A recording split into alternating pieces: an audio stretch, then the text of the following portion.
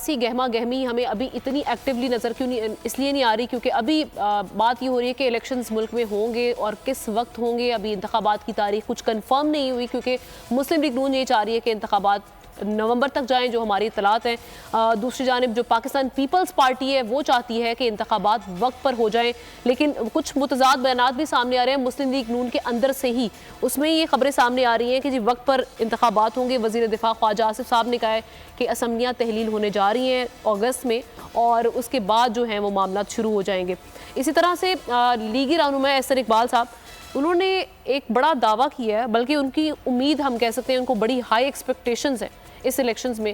وہ یہ کہہ رہے ہیں کہ جی ہم اس الیکشنز میں یہ امید کرتے ہیں کہ قوم ہمیں سادہ اکثریت سے سامنے لے کر آئے مسلم لیگ نون کو. اب دو تہائی اکثریت سے اب یہ سمجھ میں نہیں آ رہی عامر زیاد صاحب کہ مطلب ایسا کیا کرشمہ ایک سال میں لیگی حکومت نے شہباز سپید نے کر کے دکھایا ہے ہمیں کہ آپ یہ اتنا ایکسپیکٹ کر رہے ہیں کہ جی آپ کو دو تہائی اکثریت. یہ سوال جو ہے نا یہ اسلام آباد کے ہمارے سمیع ابراہیم صاحب کو زیادہ پتہ ہوگا. سمیع ابراہیم صاحب آپ ہیں نا ہمارے ساتھ؟ جی میں یہ عرض کروں کہ یہ کچھ احسن اقبال صاحب پروفیسر صاحب ہیں, بڑی اچھی نستعلیق ان کی طبیعت ہے, دھیمے مزاج کی شخصیت ہیں, جو ان کا دعویٰ ہے کہ دو تہائی اکثریت ملے گی یا ملنی چاہیے ان کو, عوام ان کو دیں گے اتنے ووٹ. آپ کو لگ رہا ہے کہ جو ان کی 14 ماہ کی 15 ماہ کی کارکردگی ہے اس کے بعد واقعی دو تہائی کی انہیں امید رکھنی چاہیے؟ جی نہیں بالکل نہیں. یہ وہ ایک اتنی بڑی غلط بیانی ہے کہ مجھے حیرت ہے کہ انہوں نے یہ بات کہی. یہ حکومت بھاگ الیکشن سے اس لیے رہی ہے کہ ان کو پتا ہے کہ یہ الیکشن ہار جائیں گے.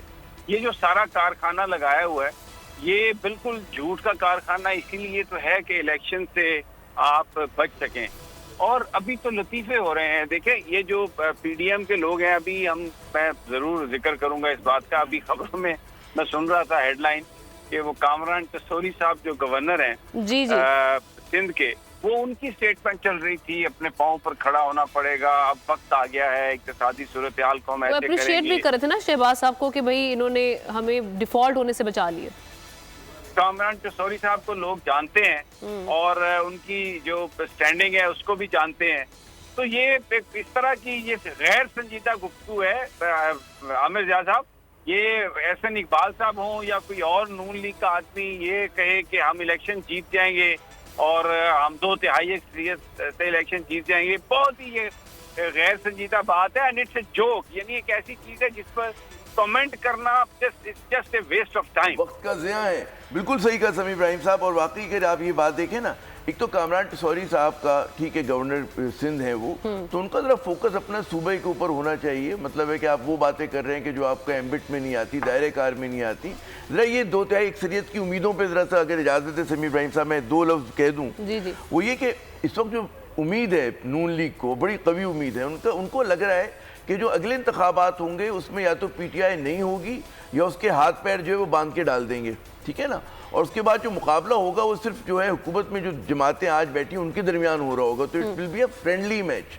اچھا, لیکن مجھے بالکل ایسا نہیں لگتا کیونکہ ہمیں پتہ ہے کہ جی پوری دنیا کی نظریں ان انتخابات پر ہے, اور انتخابات کو کریڈیبل بنانے کے لیے, آزاد صاف شفاف انتخابات کے لیے تمام جماعتوں کو آپ کو اجازت دینی پڑے گی. دوسری بات یہ کہ جو ان کا ایک یہ خواب ہے, بات یہ کہ ان کی کارکردگی اتنی ناقص رہی ہے اور ہر چیز میں ان کی کسی بھی چیز میں کلیئرٹی نہیں ہے, ٹھیک ہے نا. کہ آپ کو پتہ ہے ان کی معاشی پالیسی مفتاح اسماعیل کچھ اور کرتے تھے, ڈار صاحب کچھ اور کرتے تھے. اگر پھر مطلب ہے کہ خاکم بدہن ڈار صاحب کو ایک اور ایکسٹینشن مل جاتی, انہوں نے پہلی پاکستان کی معیشت کو ناقابل تلافی نقصان پہنچائے تو مزید پہنچائیں گے, ٹھیک ہے نا. تو آپ کو اچھا اسی وجہ سے آپ دیکھیں کہ جو آئی ایم ایف نے ان سے بات نہیں کی, وزیر خزانہ سے بات نہیں کی, انہوں نے وزیر اعظم سے بات کی. ہمارے آرمی چیف کو اپنا کردار ادا کرنا پڑا. تو ڈار نے پاکستان کو ڈاؤن گریڈ کر دیا. ڈار صاحب نے اس لیے ڈاؤن گریڈ کیا کہ جو کام ہمارا پہلے سینٹرل بینک کا گورنر اور جو ہے وزیر خزانہ کیا کرتے تھے, اس کے لیے ہمارے جو ٹاپ لیڈرشپ ہے انہیں اپنا کردار ادا کرنا پڑ رہا ہے. تو میں نہیں سمجھتا کہ ٹھیک ہے امید پہ دنیا قائم ہے اور اچھی باتیں کرنے میں اور زبان کے آگے میدان ہے, آپ دوڑاتے چلے جائیں, لیکن اس کو بالکل صحیح کہا سمیع ابراہیم صاحب نے کہ سنجیدگی کے ساتھ اس طرح کے بیانات کو نہیں لینا چاہیے. اس لیڈرشپ میں, اس قیادت میں نہ آپ کو ویژن نظر آتا ہے, نہ کمٹمنٹ نظر آتا ہے, نہ عوام دوستی نظر آتی ہے, نہ ملک سے آپ کو ایک کہتے ہیں نا کہ آپ کو اس ملک کو واقعی آگے لے جانا ہے, عامر زیاد صاحب جذبہ نظر آتا ہے. بالکل صحیح کہہ رہے ہیں آپ. عوام کے لیے ایک اور مشکل، آٹے کی عدم دستیابی پر عوام پریشان۔ آٹے کی فراہمی خاصی مشکل کا شکار ہے اور عوام کو مشکلات کا سامنا ہے۔ شدید گرمی میں یوٹیلیٹی سٹورز کے باہر لمبی لمبی قطاریں۔ گھر میں آٹا نہیں ہے، گھر والے جو ہے نا ہم لوگ تندور کے آٹا لے کے روٹی لے کے جو ہے نا اسی پہ ہی گزارا کر رہے ہیں۔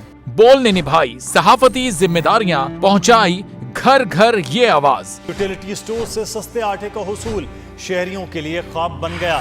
بول نیوز حقائق سامنے لے آیا ہے۔ آؤ مل کر آواز اٹھائیں، پاکستان کو بدلیں بول کے ساتھ۔ بول بنا عوام کی آواز، عوامی شکایت پر بول نے کیا متعلقہ اداروں سے مطالبہ۔